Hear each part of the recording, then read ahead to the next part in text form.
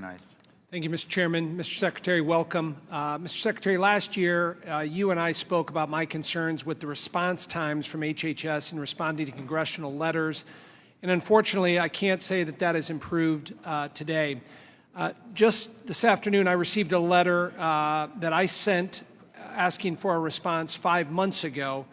And I don't find it a coincidence that I received a response today when you're appearing before this committee.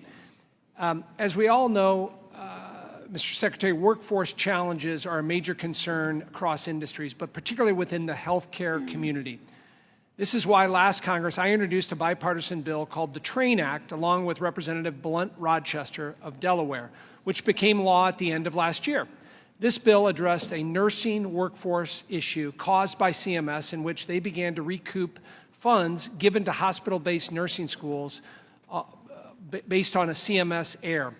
Taking funds away from nursing schools during a pandemic and workforce crisis certainly seemed misguided to me, and so we worked in a bipartisan way to address this issue to prevent the recoupment. However, we passed that law. It now appears that CMS is going against congressional intent in their recent transmittal notice for implementation of the bill. CMS has created a complicated formula to describe how these impacted schools would get their money back.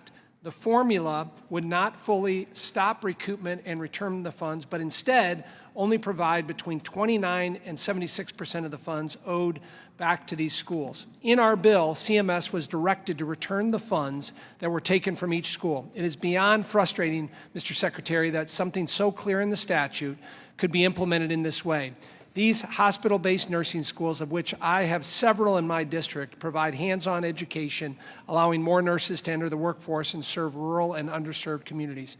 Before our bill could become law, many of these schools closed, and now CMS continues, Mr. Secretary, to impact the remaining schools by only returning a portion of the funds they are owed. This is simply unacceptable, and I would like your commitment, Mr. Secretary, to look into the creation of this formula and respond to me in writing on why CMS chose to go against our directive and the clear congressional intent on this issue. Congressman, let me do this. I will call, why don't we, after this hearing, I will try to reach out to you and have specific conversation. You let me know who from CMS you want to have on that conversation, and then let's follow up so we can make sure that we're following the intent the way it should be. Thank you.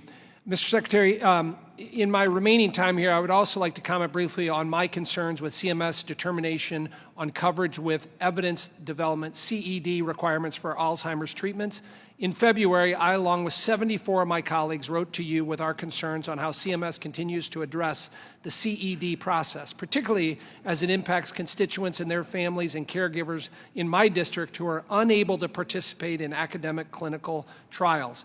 I have serious concerns about how CMS is making decisions on this issue, and I await your timely response to our letter sent to you on February 6th.